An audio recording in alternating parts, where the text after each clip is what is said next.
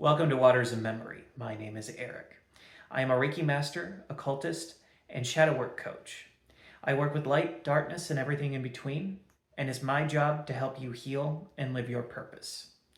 You can purchase my services or schedule a coaching session with me at my website in the link down in the description. If you like what I do here on YouTube, you can support me for as little as $5 a month over on Patreon. And I offer a range of benefits, including rights and attunements in the higher tiers. I'm of the mind that if you're not at least a little bit of a conspiracy theorist, you're not paying attention. You can't look at everything that happened from 2020 through today and tell me with a straight face that the version of reality our politicians and media has sold us is the correct one. However, that does not mean that just because it's not in a mainstream headline, that it's credible.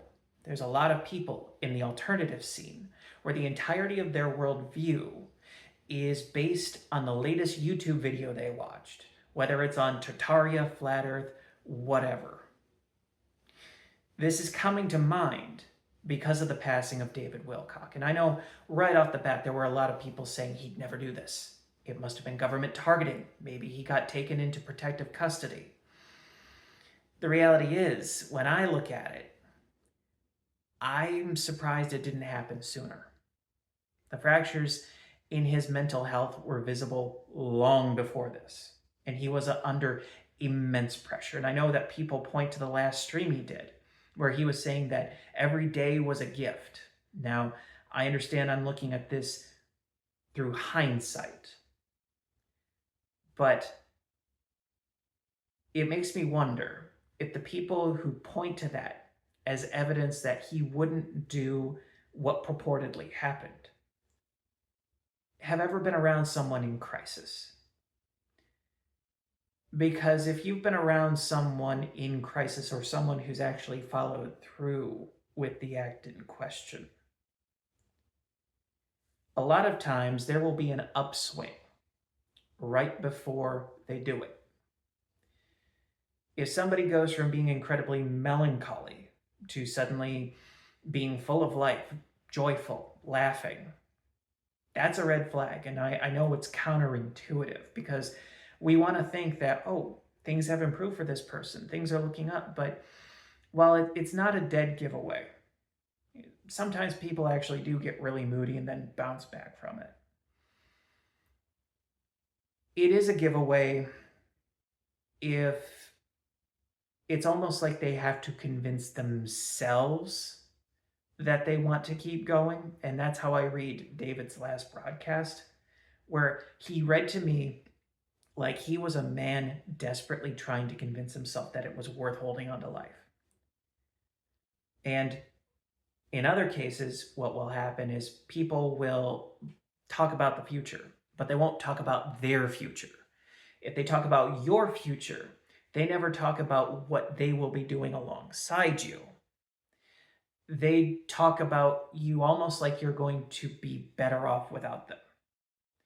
So bear that part in mind. That's the kind of thing that can save a life. But with David, I don't know. There's a lot of weirdness in this world. Maybe he got targeted by some kind of energetic weapon. Who knows? But I would also say he was aware enough to know that something like that could happen. And I think that he neglected his mental health quite severely through the past decade of his life. And that is ultimately what led him to where he was. Now, I can't speak from his perspective. I am not a mind reader. I was not in his shoes. But I know that I stopped following him before 2012. And I stopped following around then because it was obvious to me that 2012 was going to be another rapture. And that all of this ascension talk was just another version of the rapture. And I was raised around the rapture ready crowd through my childhood. I was intimately familiar with it and all of the arbitrary dates that got set. Jesus was going to come back for us on this day, on this day. Y2K was going to be the beginning of the tribulation. So by the time I saw that stuff in the New Age community, I was already over it. David struck me as someone who was legitimately well intentioned. I think he drank his own Kool Aid, and I think that he got lost in it. And I think that he was in a position where, in order for him to get his mind right, and this is why when it comes to certain people that others want to call out as grifters, I have a bit more compassion than a lot of them do. Because when I look at someone like David, I see someone who I think was trapped by his audience to some extent. Because I think that if he took an honest inventory of his life, if he was operating from integrity and admitted to himself that some of the theories he pushed and some of the things that he profited off of were not only not good for him, but not good for his audience, that he was misled and that he was misleading others. Uh, for example, I don't know if this is true, but I heard that he was pushing QAnon at some point, which, if that's the case, that's one of the biggest psyops of the past decade. And apparently he was selling a course on levitation, which maybe it's possible, but a course on it does not seem like a wise idea.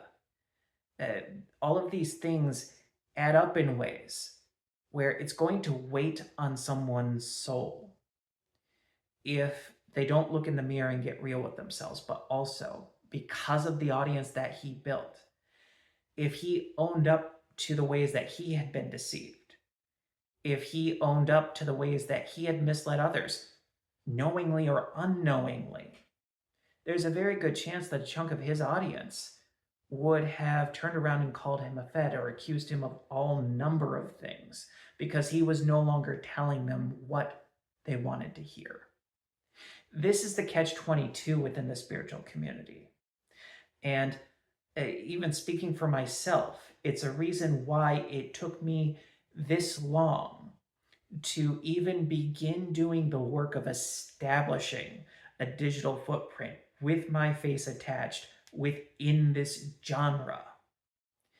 Because for myself, not only do I want to be careful not to mislead people, I don't want to be put on a pedestal, and I don't want my audience to become a trap for me because I change my mind on something, because I change direction, or because when I'm honest with myself, I come to the conclusion, maybe that thing I promoted wasn't actually good for me or for the people that I was working with.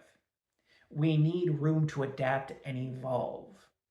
And the human species, where it's currently at, a lot of us don't allow for that. As much as I like to call out grifters like Teal Swan, as much as I like to see frauds get humbled and brought low, the uncomfortable reality of this is that they wouldn't exist if there wasn't an audience for it. And there is such a strong demand for it that someone who is anywhere remotely close to being in that category is at risk of being destroyed by the audience they've cultivated if they later renounce the work that they've done and decide to focus on what is good for them mentally and spiritually. Now, with David, I think that I think that the story we've been told is more or less correct. If new information arises, I'll change my opinion. I think that he was in a very bad place. And I think that in the moments following what he did, if he could rewind time and choose not to do it, he would have. It's absolutely tragic. And this is something that at the ground level of people who are not public figures in spirituality, who are not public figures in the conspiracy theory world, keep yourselves grounded. Being grounded doesn't mean that you ignore the questions that you have, that you just accept reality as it is served to you on the television or through Reddit. But it's okay to say that you don't know things. And it's okay to change your mind. It's okay to ask questions about ideas that you've held for a very long time. And in fact, I think that's vital. I think for practically everything that we believe or that we practice, we should always be willing to revisit it and ask new questions. And we should make a point of going back and questioning things that we haven't questioned in a long time. The world is strange and wonderful and terrifying in a whole host of ways that the average person is not willing to deal with. And if you are psychically and spiritually attuned, well, you don't have the choice of going back to sleep, because everything from strange lights in the sky to voices whispering in your ears, spirits that are not physically there, but maybe they're coming in from another dimension. Maybe they are your guides coming to wake you and make you alert to their presence. You're going to have to roll with it. And it is a gift. Life is wonderful. But in a world like this that is deeply corrupt and that offers very little in the way of structures, especially flexible structures, non-dogmatic structures that don't demand your obedience, that don't demand your unthinking belief, keeping your sanity in this environment is not a simple thing. And what I hope that people take away from David is that it's easier to end up going down that road than a lot of us realize. You don't know you're too far gone until you are about to do the unthinkable. What you can tell leading up to that is that you have a building tension, that there are things at play within yourself that are leading to self-destructive patterns, that are making it more difficult to sit in stillness and silence and just be present with yourself. I think a lot of us have been closer to that threshold than we'd like to admit, especially when we're spiritual people, especially if we've taken on any kind of leadership position. But I've been of the mind for most of my adult life that I don't think there is any person of depth and character who has not contemplated taking that step into the great beyond at some point.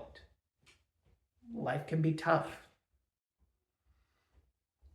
So just make sure when you're diving into the world of alternative ideas and theories and explorations, that it's not a way of running from yourself, that you're not bypassing discomfort by seeking answers to things that you can't verify, that you can't possibly know,